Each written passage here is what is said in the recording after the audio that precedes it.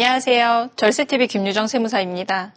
이제 5월 말일로 2020년 기준 공시가격이 발표가 모두 되었는데요.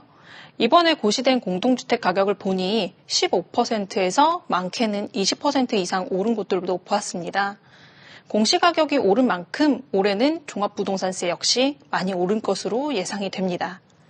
오늘은 주택분 종합부동산세는 어떻게 산출이 되는지, 산출된 세액에서 감면되는 것은 어떤 것들이 있는지 알아보려고 합니다.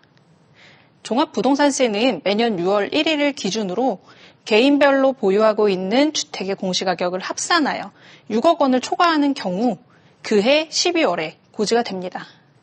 과세의 기준이 되는 날과 실제 세금을 부과하는 날에 6개월이라는 차이가 있기 때문에 6월 1일 이후에 부동산을 처분했는데도 그 부동산을 포함해서 12월에 종합부동산세는 나올 수가 있는 거죠. 그렇기 때문에 6월 1일이라는 날짜가 매우 중요합니다.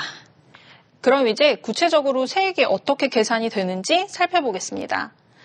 계산식을 보면 어렵고 생소한 단어들이 많이 있는데요. 일단 6월 1일에 내가 가지고 있는 주택의 공시가격을 찾아봅니다. 그리고 그 가격들을 모두 합산해서 6억 원을 빼줍니다.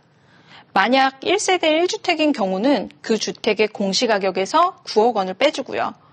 이렇게 공시가격에서 6억 원이나 9억 원을 차감하고 남은 금액의 공정시장 가액 비율을 곱해줍니다.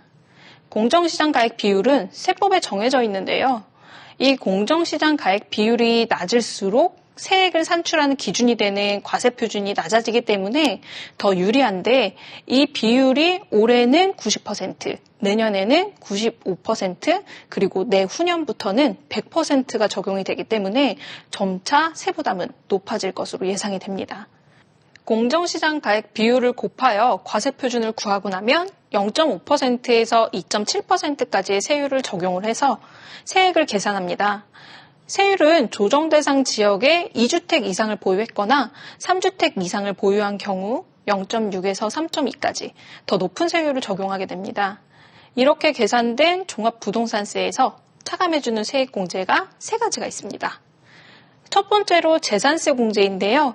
주택을 보유할 때 내는 보유세는 종합부동산세 말고도 또 한 가지, 바로 재산세가 있죠. 종합부동산세에서 냈던 재산세를 차감해 주는데 종합부동산세는 주택가액 중 6억 원을 넘는 부분에 대해서만 과세가 되기 때문에 차감해 주는 재산세도 6억 원을 넘는 부분에 해당하는 재산세액만큼만 빼줍니다.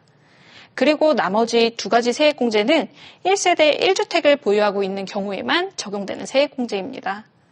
주택 소유자가 60세 이상인 경우 10%, 65세 이상이면 20%, 70세 이상이면 30%까지 공제되는 연령세액 공제와 5년 이상 보유한 주택에 대한 보유기간 세액 공제가 있습니다. 이렇게 공제까지 차감을 하면 납부할 세금이 계산이 됩니다. 지금까지 종합부동산세를 산출하는 방법에 대해서 말씀을 드렸는데요.